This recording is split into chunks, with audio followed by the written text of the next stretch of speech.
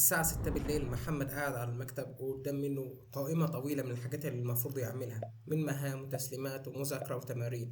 ولكنه بدل ما يبدأ مسك التليفون وقال هتفرج على فيديو واحد بس. الفيديو جر التاني وبدل الواحد بقى 10 و20. وفجأة الساعة بقت 1 الصبح. فاجئ إن الوقت ده كله راح وإن الوقت اتأخر وإنه دلوقتي حاسس بالتعب وعايز ينام. ولكن علشان يريح ضميره بص لقائمة المهام تبعه وقال بكرة هبدأ بجد. قالها لنفسه، ولكن الحقيقة بكرة ده عمره ما بيجي. لو حاسس ان القصة دي شبهك ما تقلقش، انت مش لوحدك. التسويف مشكلة كل الناس، بس النهاردة هقولك ازاي تتخلص منه نهائيا ب5 تقنيات بسيطة ومجربة وسهلة التنفيذ. لكن في الأول خلينا نسأل نفسنا ليه بنسوف أصلا، وعلشان نوضح المشكلة احنا هنعرضها في 5 نقاط باختصار.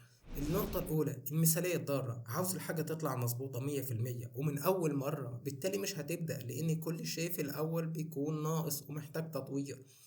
النقطة التانية المهمة مش واضحة، انت مش عارف تبدأ منين، فبالتالي هتفضل تقعد تفكر لحد ما الدنيا تخلص والوقت يعدي من غير ما تعمل أي حاجة. النقطة التالتة مفيش مكافآت واضحة. لو كل شغل أو مهمة مجهدة ومفيش مكافأة في النهاية بتستناك تفرحك، هتبدأ ليه من الأساس؟ المهام المملة والصعبة بدون أي حافز بتكون زي إنك بتجري على الرملة، جري بطيء وممل ومتعب. النقطة الرابعة الخوف من الفشل. بتفكر لو ما عملتش حاجة خالص فأنت في الأمان، لأن أنت ممكن تعمل حاجة وتطلع غلط، فليه التعب من الأول؟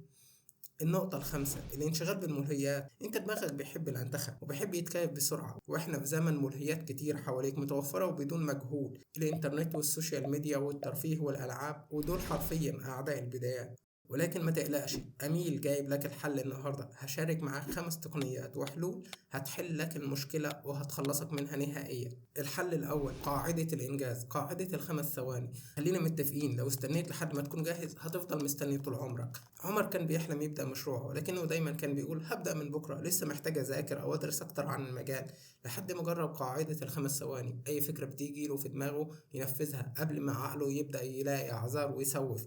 5 4 3 2 1 وابدأ. ارمي نفسك وورط نفسك. جربها دلوقتي، كل ما تلاقي نفسك هتبدأ تسوف أو تأجل عد من 5 ل1 وانطلق وابدأ على طول قبل ما تدي عقلك فرصة يفكر ويبرر، لأنه بالتالي هيسوف.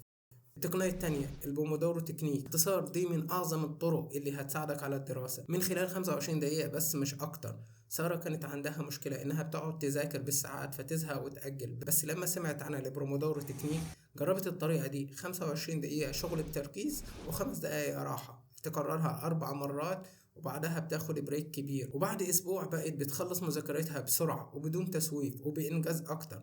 جربها دلوقتي، هات تايمر واظبطه على 25 دقيقة وابدأ. ما هي مش شرط 25 دقيقة، ولكن يفضل انك انت تبدأ في الاول حتى ولا ب10 دقايق، بحيث ان المهمة ما تكونش عليك صعبة وبحيث ان انت تقدر تبدأ وتنجز فيها اكتر.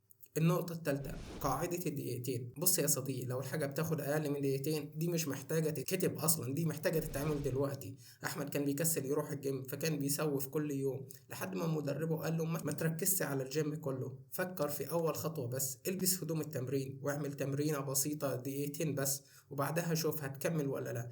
المفاجأة إنه كان دايما بيكمل التمرين للآخر، لأن صعوبة المهام بتكمن في بدايتها. فأنت مجرد ما بتبدأ، مجرد ما هو كان بيلبس لبس التمرين فخلاص هو كان استعد نفسيا وعقليا، فاللي هو خلاص هيواصل. انت كمان جربها، ابدأ بأي حاجة بخطوات بسيطة جدا وهتلاقي نفسك بتكمل تلقائيا للآخر. طالما بدأت فانت هتوصل. القاعدة الرابعة تقنية المكافأة والعقاب، واللي هي تقريبا لو طبقتها حرفيا هتغير حياتك. خلينا متفقين بان دماغك في اغلب الاحيان ضدك، وهو مش بيهمه مصلحتك قد ما يهمه نجاتك ومتعتك.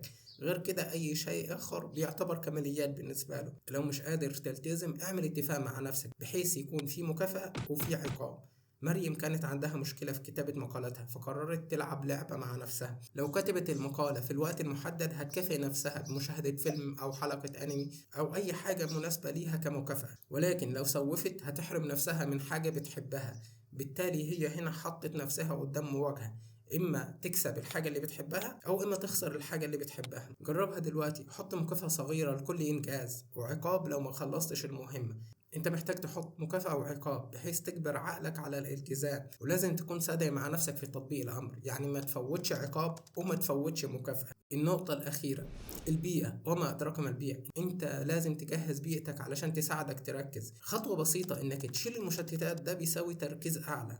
علي كان بيشتغل من البيت لكنه دايما مشتت، ولكنه عمل حاجات بسيطة غيرت كل حاجة. رمى الموبايل في أوضة تانية، قفل الإشعارات، وجهز البيئة تبعه بحيث إنه يقدر يركز. جهز المكتب الهادي مفيش أي حاجة تشتته. بعد أسبوع لاحظ إنه بينجز ضعف شغله المعتاد. أنت كمان جربها، خليك في مكان هادي وابعد عن أي حاجة تسرق تركيزك. أنت محتاج تعمل الحاجة المناسبة في المكان المناسب. أنا مش بقولك خليك مثالي، ولكن أنت محتاج تجهز الحاجة بحيث تكون بتسهل عليك المجهود او المهمة اللي انت رايح تعملها. لازم توفر عندك ادوات، الادوات دي تساعدك في المهام بحيث تنجز اكتر.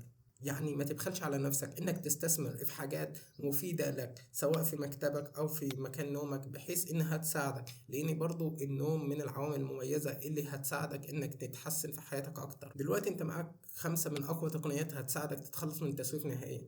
ولكن صدقني من ضمن الحاجات اللي هي ممكن تفيدك اكتر هو موضوع التزامك على الصلاة. انت لما بتلتزم مع الصلاة حرفيا هتقدر تلتزم في حاجات تانية كتير في حياتك. وحاول تعمل مهامك او ترتب مهامك وجدول مهامك مع اوقات متوافقه مع اوقات الصلاه، بحيث انك انت عارف. على سبيل المثال انا هصحى اصلي الفجر، هقعد اذاكر بعدها ساعتين، بحيث اني استغل الوقت ده، لاني وقت البكور من افضل الاوقات حرفيا اللي ممكن تذاكر وتركز فيها، لانها بتكون اكتر اوقات هدوء. وخليك واثق باني بلاش هبدا من بكره، لا، ابدا من دلوقتي وورط نفسك. لو الفيديو عجبك ما تنساش تعمل لايك وتشيره مع اصحابك، وما تنساش تشاركني في التعليقات ايه اكتر طريقة عجبتك وهتبدأ تجربها. واشوفك على خير، سلام.